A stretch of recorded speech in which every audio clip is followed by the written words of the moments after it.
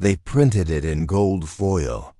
Low-educated fake dad, not Evan lowercase, bold centered my place guard, F father of the groom table. Her family wires professors, some smug bureaucrat burst into laughter before I even sat down. One of them whispered, just loud enough. Guess anyone can raise a kid these days. I stood there like an idiothens, trembling, staring at the chair. I'd never imagined would humiliate me. My son, me blood did reeked, just adjusted his cufflinks, and kept talking to his new in-laws. I should have walked out then, but I didn't, not yet. He was 3 when she left. No tenno goodbye, just diapers, debt, and silence.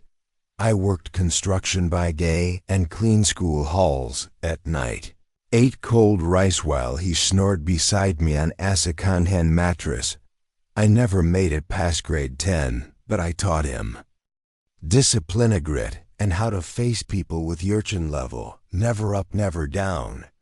When he graduated with honors, I sat at the back of the auditorium. Didn't want to embarrass him, he never said that, but I knew still. I clapped louder than anyone. The signs were quiet. He stopped calling me dad, switched to pops, then just hey said things like, you wouldn't get it. Whenever I asked about his work, I nodded and smiled, thinking maybe that's what growing up meant.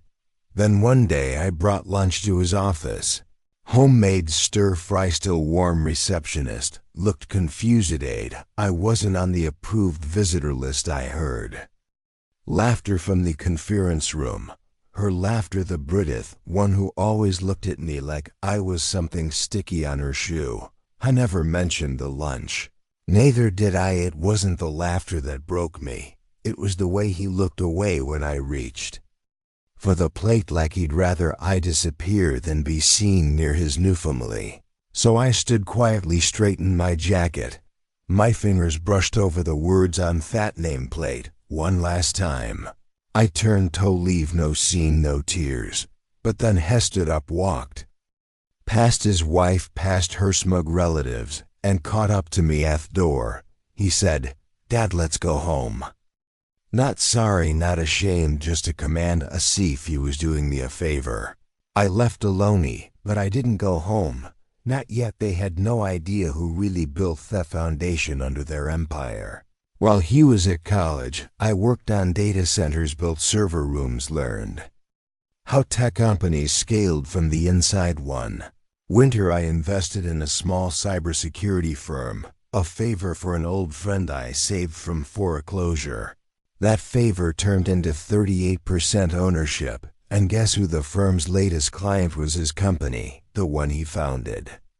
With this wife, the one that just landed a major government contract, the one already under quiet federal scrutiny for irregularities in data handling. I didn't need to hack anything, I just needed to allow discovery.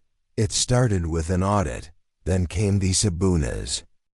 Data leaks, a whistleblower, anonymous, thorough, damning every shady shortcut his wife pushed, every manipulated algorithm used to influence metrics. They all surfaced. Her father tried to pull strings. I watched from the gallery as he bluffed through a Senate hearing, face pale, sweat glistening. The company's valuation plummeted in 3 days. He called me once. I didn't answer. I did, however, call the cybersecurity firm, told them to terminate the contract publicly, then leak why breach of ethical integrity. It made headlines. Investors fled, partners froze, contracts, layoffs began, and still he remained unseen. 3 weeks later, he came to my house. Not the condo I bought for him, not the apartment I paid rent on while he interned. My house, the old one, the one with cracked walls and warm rice unfeedable. He stood at the gate like a boy again. No suit, no watch, just a hollow look. I didn't know, he said. They made Thackard without telling me. I looked at him. You let them laugh. He nodded, no excuse. I stepped aside. Let him in, not because I forgave him, but because silence is a sharper punishment than fury. He livish here no humble jobless, learning how to live without status. Me, I go to work still not because I need to, but because I like the feel of earth in my hands.